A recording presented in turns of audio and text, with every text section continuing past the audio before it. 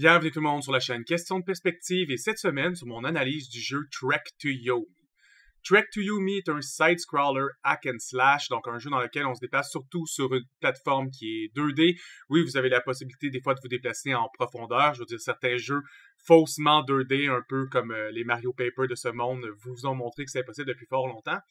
Et le côté hack and slash se retrouve à être parce que c'est un jeu de samouraï. Vous incarnez donc un samouraï qui se fait attaquer par plein de samouraïs et vous devez donc leur casser la gueule les uns après les autres. Petite notice, je suis pas un fan de side-scroller, donc ça va évidemment s'influencer dans la note à la fin. Si vous êtes un grand fan de side-scroller, probablement que vous avez une opinion différente de ce jeu, mais je vais quand même vous lancer sur des images pour qu'on puisse en parler. Hein? C'est ça qui est important. Donc, quand vous lancez le jeu, vous êtes apporté au menu, vous pouvez choisir le niveau de difficulté parmi 4 niveaux de difficulté. Le 4e, vous devez avoir terminé le jeu au moins une fois, du moins je ne pouvais pas le prendre quand j'ai fait mon testing. Donc, le jeu commence un peu comme tous les jeux de samouraï. Vous êtes en train de vous entraîner avec votre sensei qui vous montre les coups disponibles. Donc, entre autres, avec un clic de la souris, vous allez faire des attaques rapides et avec l'autre clic de la souris, vous allez faire des attaques heavy, donc des attaques un peu plus lentes, mais souvent qui font plus mal ou qui peuvent briser la garde. Vous avez un bouton pour faire une rotation de 180 degrés parce que c'est un hack and slash. On est plus habitué maintenant au hack and slash un peu plus 3D comme les Devil May Cry de ce monde, mais vu qu'on peut se faire attaquer des deux côtés en même temps, ben c'est pratique de pouvoir se tourner. On peut aussi voir dans le coin en bas de l'écran à gauche des petits carrés, c'est vos points de vie. À chaque fois que vous allez recevoir un coup d'épée, vous allez perdre donc un de ces carrés-là. Et en dessous, c'est la barre de stamina. Vous avez de la stamina quand vous perdez de la stamina lorsque vous donnez un coup d'épée, mais aussi lorsque vous bloquez des coups. Donc, c'est important de bien gérer sa stamina. Vous pouvez faire des parries en appuyant sur Left Shift. Si vous parriez au bon moment, évidemment, ça coûte pratiquement aucune stamina et même vous brisez la stance de votre adversaire. Donc, c'est plus facile après d'enchaîner des coups. L'histoire est assez classique. Vous êtes en train de vous entraîner et votre village se fait attaquer. Évidemment, votre village perd et votre sensei meurt et donc vous êtes rempli d'une quête de vengeance. L'histoire est, comme on a entendu un peu partout, là, c'est pas la première fois que vous l'aurez vu, cette histoire-là. Elle révolutionne pas le monde, zéro. Toutefois, le voice acting du jeu est beaucoup plus satisfaisant que ce que je m'attendais pour un side-scroller. Honnêtement, je m'attendais à un jeu qui en aurait même pas. On aurait juste des sous-titres avec des sons. Non, un vrai voice acting, c'est quand même apprécié. Donc, quand vous vous déplacez dans la ville, ça ressemble à ça. Puis c'est ce que je voulais dire par la profondeur. Il y a certaines places que vous allez pouvoir soit rentrer dans les maisons, ou ici on peut déplacer le chariot, puis après ça, passer pour monter ici. Mais globalement, vous déplacez surtout sur une ligne 2D. Puis quand vous allez vous battre, vous allez que très rarement pouvoir utiliser la profondeur. Habituellement, ça vous lock dans un petit 2D moment. Donc, vous déplacez ainsi d'un bâtiment à l'autre, d'un côté à l'autre, encore et encore. Vous pouvez parler aux NPC. Certains NPC ont des choses à dire, d'autres n'ont pas de choses à dire. Je veux dire, classique de ces jeux-là. Au courant de votre aventure, vous allez trouver ces shrines, un peu comme on peut trouver dans Nioh. En fait, vous ne pouvez pas sauvegarder votre aventure tant que vous n'avez pas trouvé ces shrines-là. Personnellement, je suis pas le plus grand fan des jeux avec save constraint. Je sais que je joue quand même à des jeux comme Dark Souls, je suis capable de les apprécier, mais on dirait qu'il y a un niveau de difficulté que je m'attends à ces jeux-là qui viennent avec la save, mais qu'il y a certains jeux que je comprends pas. Fait que celle-là, je comprenais pas. Des fois, être là 20 minutes dans une séance, je sais pas. Je pense pas que le jeu mérite que je donne autant d'attention. Mais bon, ça c'est à vous de décider.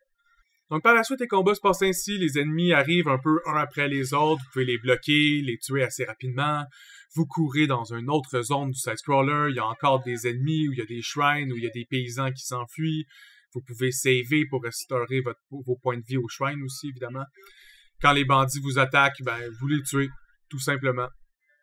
Il y a un mini aspect RPG dans le jeu dans lequel vous allez débloquer certaines capacités. Ces capacités-là vont toujours être dans votre onglet Skill pour que vous puissiez retourner voir les combos. Certains vont être juste de Hold Left Shift ou Tap Left Shift, mais certains, ça va être fait 3 Soft Attack, puis Light Attack, puis finit avec une Heavy Attack, ou commence avec 2 Heavy Attack, puis enchaîne avec 2 Light Attack. Et des fois, ça te tente pas de toutes les apprendre par cœur, t'as envie d'en oublier, et de retourner les voir. Ben, au moins, le jeu te permet de retourner les voir. Donc, une fois le tutoriel terminé, inquiétez-vous pas, vous n'êtes plus un enfant, vous êtes maintenant l'adulte rempli de vengeance, et vous pouvez vous faire attaquer par des groupes d'ennemis en même temps.